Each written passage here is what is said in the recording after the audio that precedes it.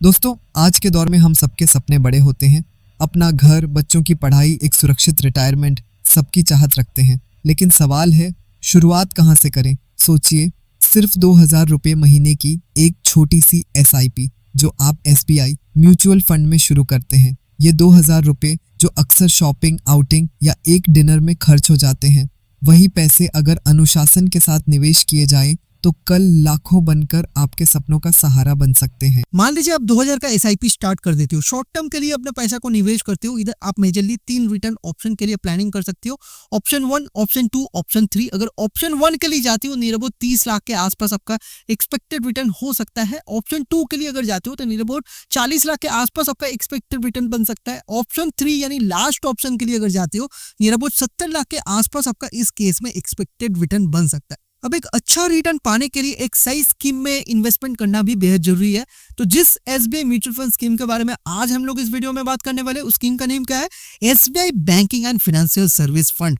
But किसी भी mutual fund scheme को चूज करने से पहले आप अपना रजिस्टर्ड म्यूचुअल फंड डिस्ट्रीब्यूटर या फिर रजिस्टर्ड ब्रोकर से एडवाइस लेके देनली एक स्कीम को चूज कीजिए। इस पर्टिकुलर स्कीम का यानी SBI banking and financial service fund का अगर past historical return data performance को ट्रैक करे हुए लास्ट 1 साल में इस पर्टिकुलर स्कीम ने आपको 8% रिटर्न दिया है। लास्ट 3 साल का परफॉर्मेंस 20% रहा है। लास्ट 5 साल में इस SBI म्यूचुअल फंड स्कीम ने काफी अच्छा परफॉर्मेंस किया है, 24%। ओवरऑल रिटर्न परफॉर्मेंस भी काफी डिसेंट रहा है। बट सिर्फ पास्ट रिटर्न परफॉर्मेंस के बेसिस में एक स्कीम को आपको चूज नहीं करना चाहिए। तो इसीलिए हम लोग और भी डेटा को चेक करेंगे, जैसे कि एसेट अंडर मैनेजमेंट यानी AUM फंड साइज, लोगों का इस पर्टिकुलर स्कीम में कितना ऑलरेडी इन्वेस्टेड है। तो नियर अबाउट 8,000 करोड़ के ऊपर लोगों का ऑलरेडी इन्वेस्टमेंट हो चुका है। एक्सपेंस रेशियो भी काफी डिसेंट है, इस पर्टिकुलर स्कीम का 0.75% है। एग्जिट लोड भी इस पर्टिकुलर स्कीम का काफी लो है, 0.50%। वो भी आप अगर 30 दिन के पहले फंड से अगर एग्जिट करती हो देन ओनली आपको 0.50% कंपनसेशन कंपनी को पे करना पड़ेगा। आपको अगर SBI banking and financial service fund में निवेश करना है, मिनिमम इन्वेस्टमेंट रिक्वायरमेंट क्या है? अगर SIP करना चाहते हो इस पर्टिकुलर स्कीम में तो आप 500 रुपया महीना से चालू कर सकते हो। अगर लमसम इकट्ठा निवेश करना है, वन टाइम निवेश करना है, 5,000 से शुरुआत कर सकते हैं। अब हम लोग एंटीसिपेटेड रेट ऑफ रिटर्न के बारे में जान लेते हैं। मान लीजिए इस particular SBI mutual fund scheme में निवेश कर देते हो, आपका expected rate of return in future क्या बन सकता है? देखिए, फोकस रिटर्न आपका 12% भी हो सकता है, फोकस रिटर्न आपका 15% भी हो सकता है, फोकस रिटर्न आपका 18% भी हो सकता है। बिकॉज म्यूचुअल फंड का रिटर्न कभी भी फिक्स नहीं होता है, ये मार्केट परफॉर्मेंस के ऊपर डिपेंड करेगा आने वाले समय में आपका रेट ऑफ रिटर्न क्या होने वाला है। इसी का बेसिस में हम लोग डेमो इन्वेस्टमेंट स्ट्रेटेजी को जान लेते हैं।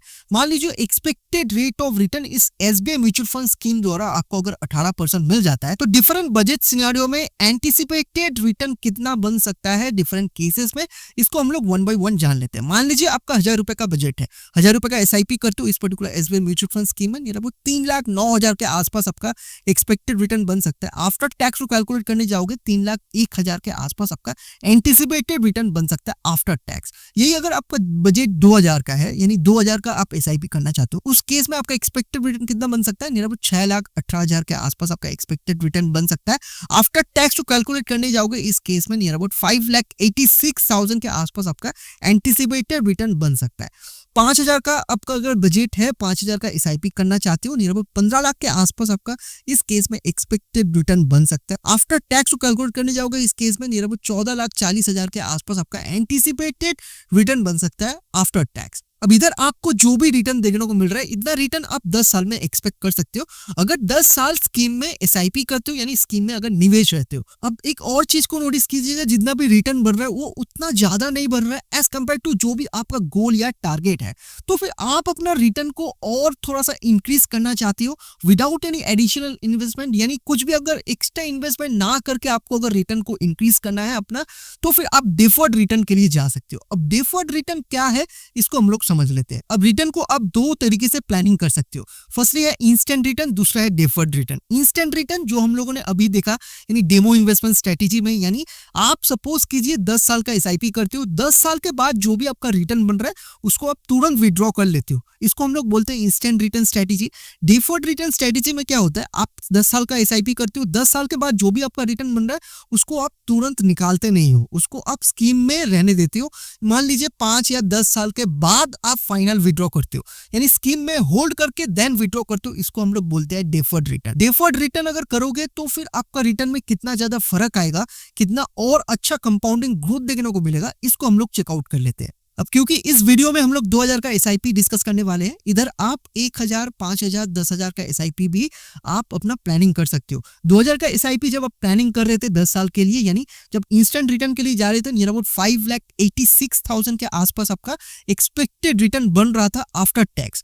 अब इसी 5,86,000 को तुरंत विड्रॉ ना करके अगर 10 साल स्कीम में अगर होल्ड रखते हो तो फिर 5,86,000 10 साल के बाद कितना हो सकता है, नियर अबाउट 30 लाख के आसपास आपका एक्सपेक्टेड रिटर्न बन सकता है। आफ्टर टैक्स को कैलकुलेट करने जाओगे नियर अबाउट 27 लाख के आसपास आपका एंटिसिपेटेड रिटर्न बन सकता है आफ्टर टैक्स, यानी 10 साल के बाद। इसी रिटर्न को यानी 5,86,000 का रिटर्न को 10 साल के बजाय अगर 12 साल अगर स्कीम में होल्ड रखते हो तो फिर 5,86,000 12 साल के बाद कितना हो सकता है, नियर अबाउट 40 लाख के आसपास आपका एक्सपेक्टेड रिटर्न बन सकता है। आफ्टर टैक्स को कैलकुलेट करने जाओगे नियर अबाउट 37 लाख के आसपास आपका एंटिसिपेटेड रिटर्न बन सकता है आफ्टर 12 ईयर्स, 12 साल के बाद। इसी 5,86,000 को थोड़ा सा लंबे समय के लिए यानी मान लीजिए 15 साल के लिए स्कीम में होल्ड रखते हो, 5,86,000 नियर अबाउट 70 लाख के आसपास आपका एक्सपेक्टेड रिटर्न बन सकता है 15 साल के बाद। यही अगर आफ्टर टैक्स को कैलकुलेट करने जाओगे नियर अबाउट 62 लाख के आसपास आपका एंटिसिपेटेड रिटर्न बन सकता है आफ्टर टैक्स। अब इधर आपको तीनों रिटर्न ऑप्शन देखने को मिल जा रहा है, ऑप्शन 1, ऑप्शन 2, ऑप्शन 3, यानी जो कि हम लोगों ने वीडियो का शुरुआत में ही डिस्कस किए थे। अब आपको क्या करना है, 10 साल के लिए स्कीम में निवेश करना चाहते हो, इंस्टेंट रिटर्न के लिए जाना है या फिर डिफर्ड रिटर्न के लिए जाना चाहते हो, ऑप्शन 1, ऑप्शन 2, ऑप्शन 3, ये अपना नीड एंड चॉइस के अकॉर्डिंग इसको डिसाइड कर सकते हो। आपको अगर इस स्कीम के अलावा और भी अच्छा पॉपुलर ट्रेंडिंग स्कीम के बारे में जानना है या फिर ट्रेंडिंग प्लान के बारे में जानना है तो इस वीडियो को चेकआउट कर सकते हो। मैं आपको मिलता हूं उस वीडियो पे।